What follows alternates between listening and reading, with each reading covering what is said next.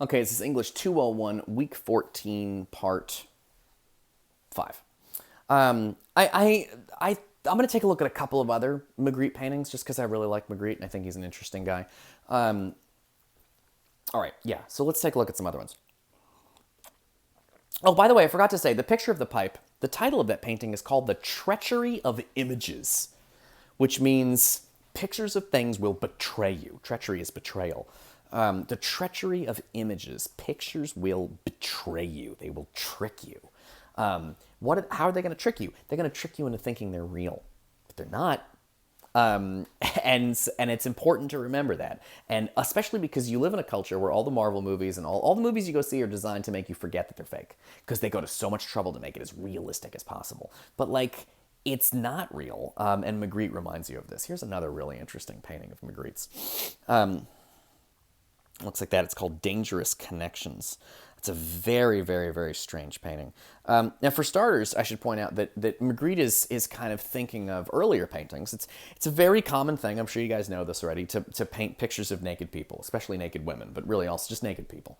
The human body was seen as a good subject the naked human body was seen for a long time as a really good subject for art, partly because there was a sort of biblical belief that God made human beings in his own image. And so there's an idea that to study the human form with no clothes on has some connection to sort of thinking about if God made people in his own image, then to make paintings of naked people is a form of thinking about God. It's a kind of and of course it's not. It's also like dirty sex stuff. But that's part of the idea, is the human form is divine or holy in some way because human beings are made in the image of God. It's a religious idea, and it's part of why you see a lot of statues of naked people and actually I'm saying it's a Christian idea, but of course a lot of the famous naked statues are from pre-Christian times, like ancient Greece and ancient Rome and that kind of thing.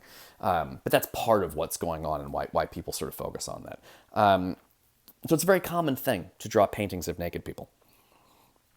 And again, those paintings of naked people are very much like a window into another world where you get to see naked people. And of course, in an age before pornography, maybe that's more interesting because you don't get before pornography in movies, you don't really get to see that many naked people. And so for a painter to paint a naked person is giving you a window onto a world that you otherwise would not see. But Magritte does his version of, I'm going to paint a naked lady. And he does it in a real weird way because he's Magritte and that's what he does. But this is a truly strange image on a couple of levels. There's so many complicated things happening here. For starters, I guess the most interesting thing is that the naked woman is holding something in front of her to block her nakedness. So that's an easy one. And by the way, that's a common sort of a thing you see in these paintings sometimes. It's very common. Sorry, I'm putting this phone. It's very common to have a character who's like this, sort of covering their breasts and their sort of genitals with their hands and their arm. This is sort of famous pictures of Venus that look like that. So Magritte is. So there's a certain amount, there's nakedness, but also we're covering up the nakedness. And that's a kind of complicated, when you can't see everything, it makes it more interesting. It's why strippers wear some clothes, and they take those clothes off because it's like the reveal is part of it. The hiding is part of it. It's exciting. So Magritte has drawn a naked lady. Okay, lots of artists do that. And then Magritte has added something interesting where he's not going to let you see the naked lady. He's going to block the naked lady nakedness. She's covered with something, not clothes, but she's holding up something to block her nakedness. Okay, so that's interesting already because it's usually with the whole point of a naked lady picture is to show you with a human form with no clothes on, and he has decided to block it. But then two more crazy things happen in this painting. It's being blocked by a mirror. So that's a very strange thing to block a view with. But the really strange thing about holding a mirror up is that if you hold a mirror up, if you're actually in the real world, right, and someone is naked and they cover themselves up with a mirror, you're going to be looking at yourself. You're going to be in the mirror. But that's not what happens in the Magritte painting. The naked woman is holding up a mirror. And the mirror doesn't reflect me. It reflects her back. it's like the opposite side of her. It's like the mirror is giving me a view of what it would look like if I was standing not in front of, but behind her.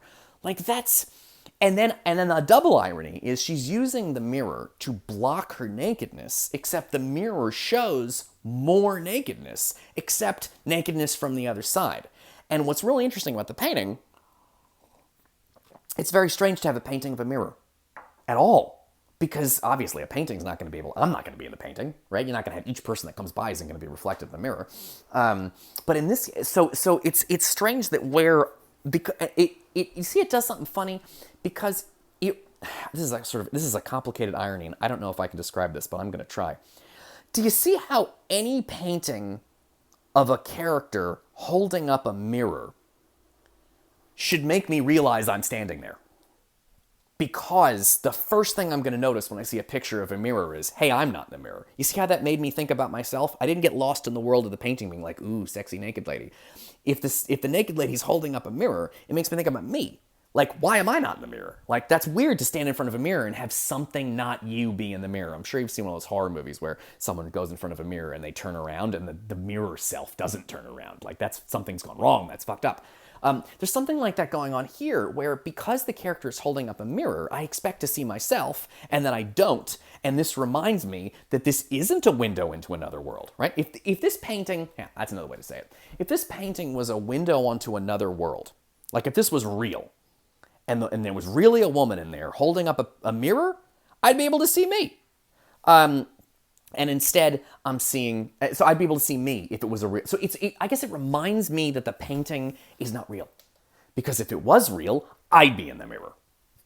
That's ironic. That's funny. That's strange. It's strange. You know what's ironic about it? Is that it reminds me that I'm standing there by making it so I don't see myself in the mirror.